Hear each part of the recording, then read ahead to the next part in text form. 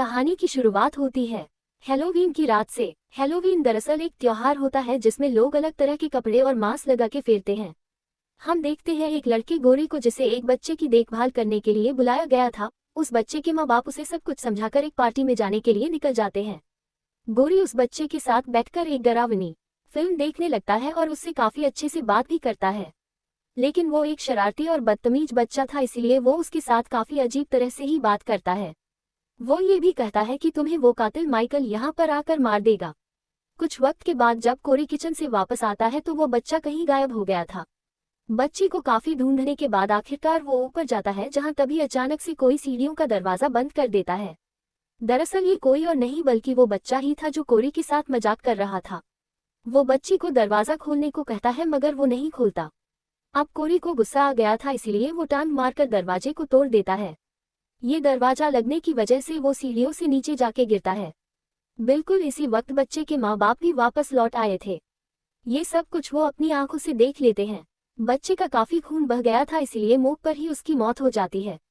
यहाँ बच्चे के माँ बाप को लगता है कि कोरे ने जानबूझकर धक्का देकर उनके उस बेटे को मार दिया, इसीलिए वो फौरन पुलिस को बुला लेते हैं। वो कत्ल के इस जाम में पुलिस उस बेचारे को गिरफ्तार करके ले जाती है। हालांकि वो सबको समझाता भी है कि मैंने उस बच्चे को नहीं मारा, वो बस एक हादसा था, मगर कोई भी उसकी एक नहीं सुनता। इसके बाद हमें कहानी में 3 साल बाद का वक्त दिखाया जाता है, जहां अब हमें बताया जाता है कि एक पागल कातिल जिसका नाम माइकल था, वह 4 साल पहले जेल से भाग निकला था।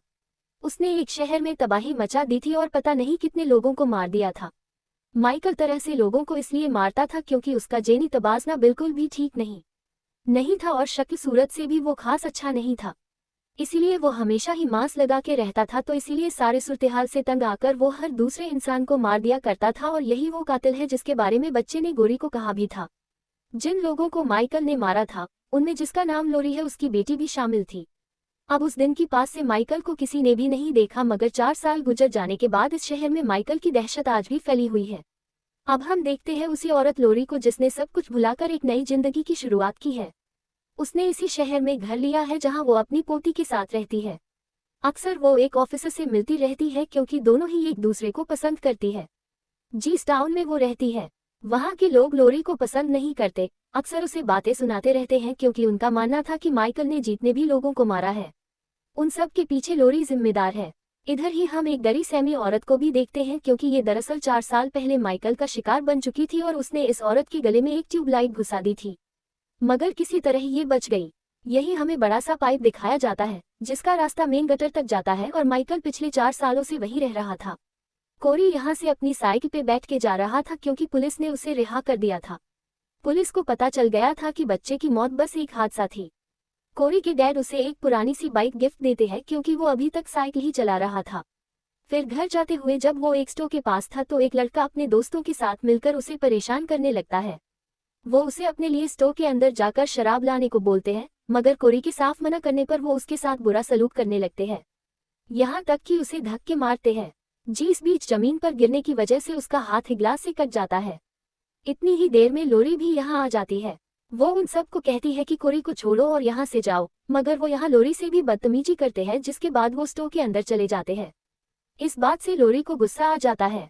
वो अपना चाकू निकाल कर कोरी को देती है, जिससे वो गाड़ी का टायर पंक्चर कर देता है।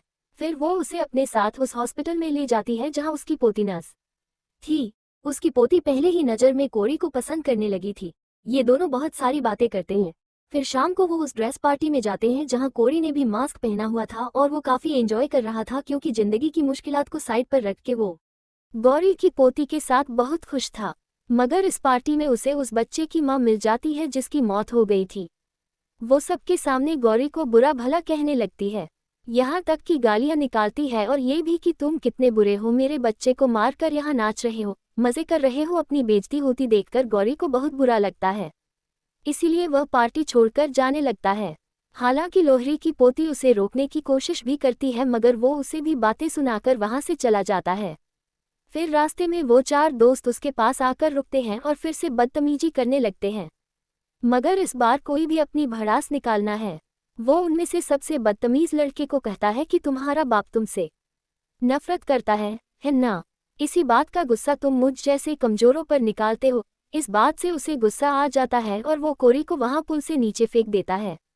ये देखकर वो घबरा गए थे और ये सोचकर कि वो कहीं मर ना गया हो, यहाँ से भाग जाते हैं नीचे। तभी कोई जख्मी कोरे को उठाकर उसे पाइप के रास्ते से मेन गुट में ले जाता है। ये कोई और जगह नहीं बल्कि माइकल का ठिकाना था। फिर जब उसे होश आती है तो वो यहाँ से बाहर निकलने का रास्ता ढूंढ रहा था, मगर तभी यहाँ आ जाता है माइकल मास्क पहने हुए, जो कोरी का गला पकड़ लेता है। इस दौरान दोनों बड़े गौर से एक दूसरे की आंखों में आंखें डालकर देखते हैं। ऐसा लग रहा था कि दोनों को एक दूसरे के अंदर अपना आप नजर आ रहा हो और फिर किसी वजह से और वो गिरता पड़ता उस गटर से बाहर आ जाता है, जहां बड़ा आदमी जिसका इस दुनिया में कोई नहीं था, वो गोरी को पकड़ लेता है और हैरान होते हुए उसे कहता है कि माइकल आज तक जितने भी लोगों को अंदर लेकर गया है उनमें से कोई भी वापस नहीं आया, तो फिर उसने तुम्हें कैसे छोड़ दिया।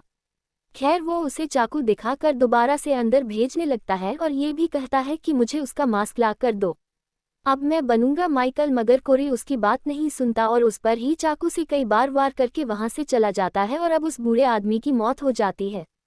वो पाकर सीधा अपने घर जाता है और खुद को शीशे में देखता है और वो पहले वाला कोरी नहीं रहा। अब तक उसकी आंखों में इस टाउन के लोगों के लिए जो भी गुस्सा नफरत थी, अब वो माइकल की आंखों में देखने से जाग उठी है। लोरी खिड़की से बाहर देखती है तो वहां गौरी था, जो बिल्कुल ऐसे खड़ा हुआ था जैसे माइकल खड़ा हुआ करता था। जो देख वो डर जाती है, जिसपे वो कहता है कि आप घबराए नहीं, मैं बस आपकी पोती से ही मिलने आया हूँ।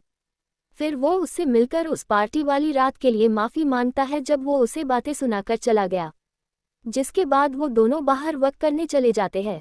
अब लोरी समझ गई थी कि कोरी के साथ कुछ न कुछ तो हुआ है। वो एक होटल में जाते हैं, तब इस वाला वहां आकर लोरी की पोती को परेशान करने लगता है। इंजो दे गुस्सा होकर कोरी चिल्लाने लगता है, जिससे वो चुपचाप जाकर अपनी जगह पर बैठ जाता है।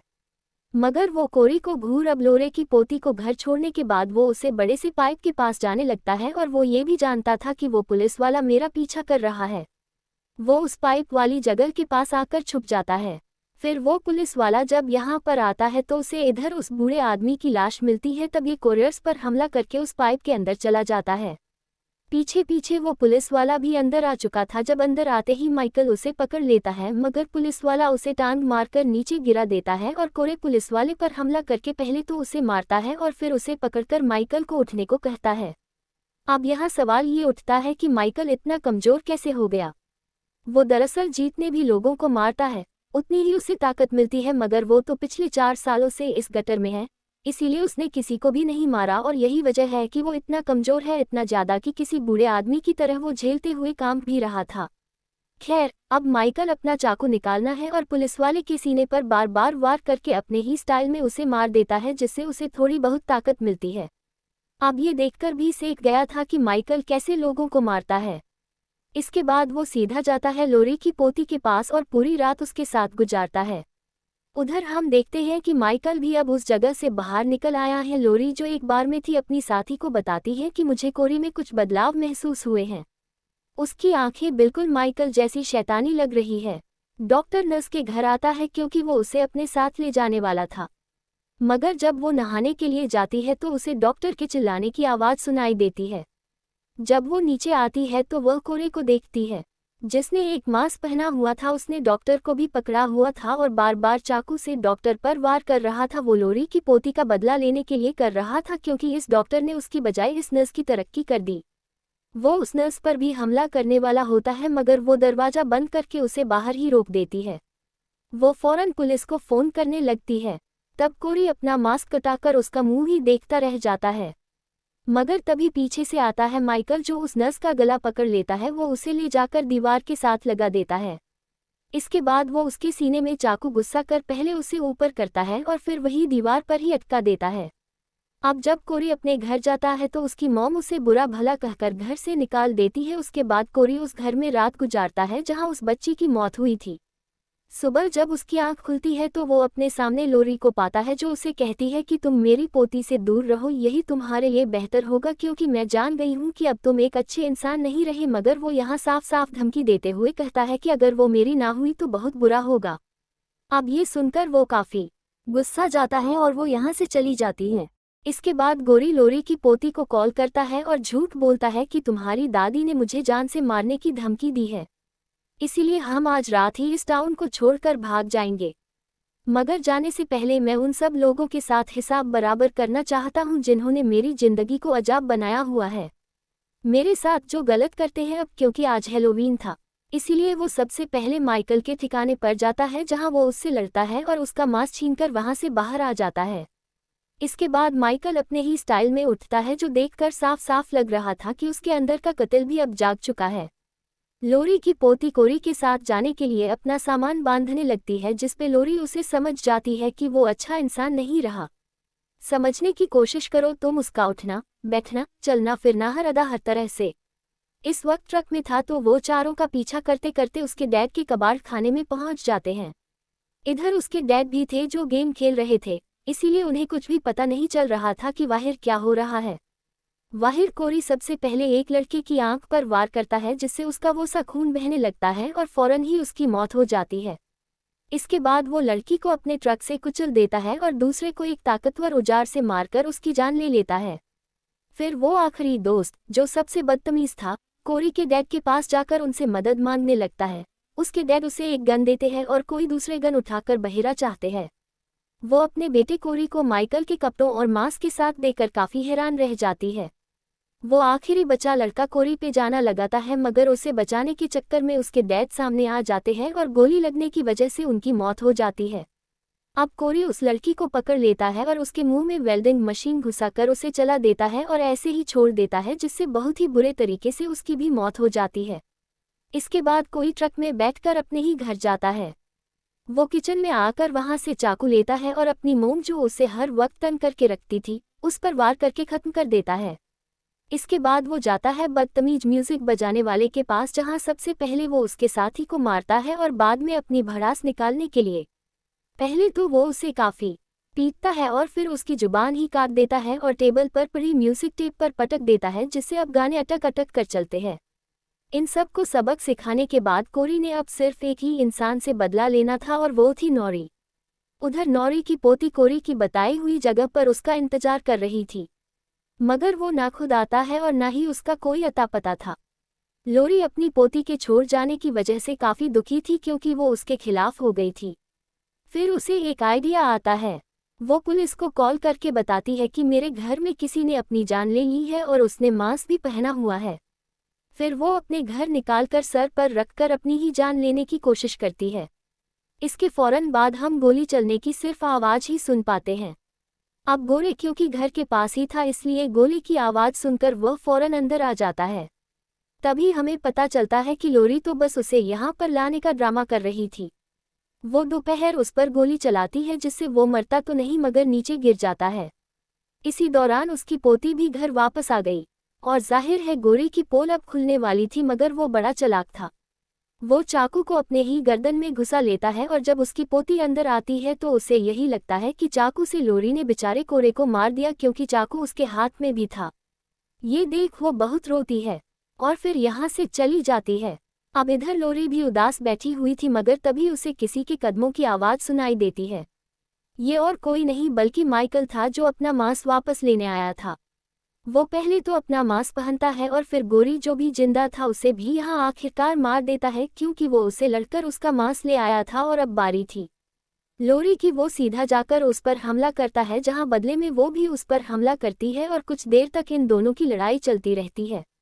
मगर फिर अचानक माइकल लोरी को पकड़ लेता है और उसे बस वो जान से मारने वाला ही था, मगर तभी वो उसका मांस कटा देती है। अब जब माइकल अपना मांस ठीक कह रहा होता है तो इसी चीज का फायदा उठाकर लोरी उसी के चाकू को उसके हाथ में घुसा देती है, जिससे वो टेबल पर अटक जाता है।